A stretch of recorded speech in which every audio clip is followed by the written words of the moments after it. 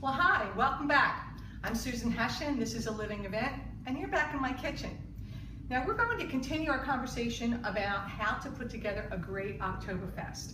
And this episode is all about the dessert. In this case, German chocolate cupcakes. Now, you'll be interested to know that it's not German chocolate. Well, it is, because the chocolate itself was developed in the 1800s by a gentleman named German. He got interested in developing a great baker's chocolate, hence the baker's German chocolate that you're all familiar with. As a matter of fact, in the 1957, I think, a homemaker from Dallas was actually the one who put together this recipe. This is the one that you see on the back of the baker's German chocolate box. It's been used since then. As a matter of fact, lots of bakers have actually adopted this particular recipe. Now, for our purposes, I will tell you, there's a bit of an adaptation at work here.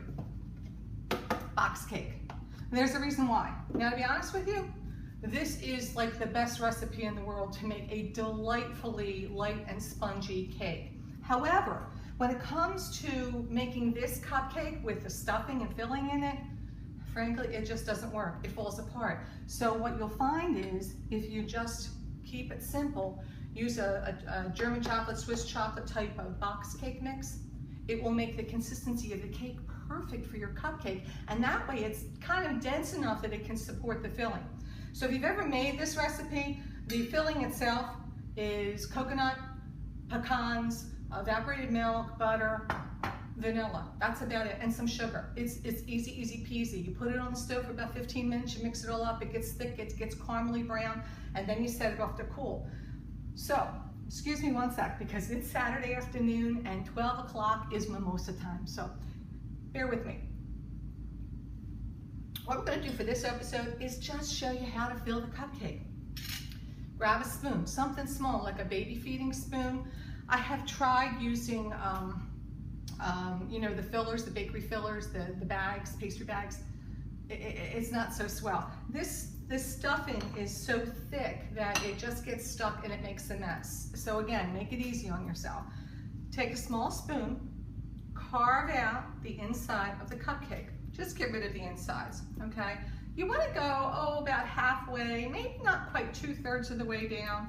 So you've got just a hollowed out center, okay? Get rid of that inside of the cake. Take another spoon, pull up some of your stuffing, fill the hole. It's sticky, all right? There's no getting around it. It's sticky. And to be honest with you, the cooler it gets, the stickier it gets. So there's kind of this comfort zone between working with warm filling, which isn't a great idea, and too cold filling. So you have to kind of get in there at the right time. Now, of course, I've been setting up for this, so it's a little bit cooler than I'd like, but you can see it's still working. And you know what?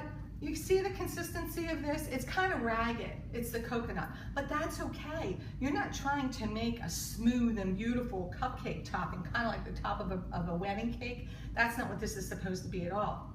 This is supposed to be almost haphazard, just fun looking, okay? So have fun with it. Don't fret over it. And don't fuss to the point where it's so beautiful, it's so pretty that you've lost the kind of home style rustic appeal of it.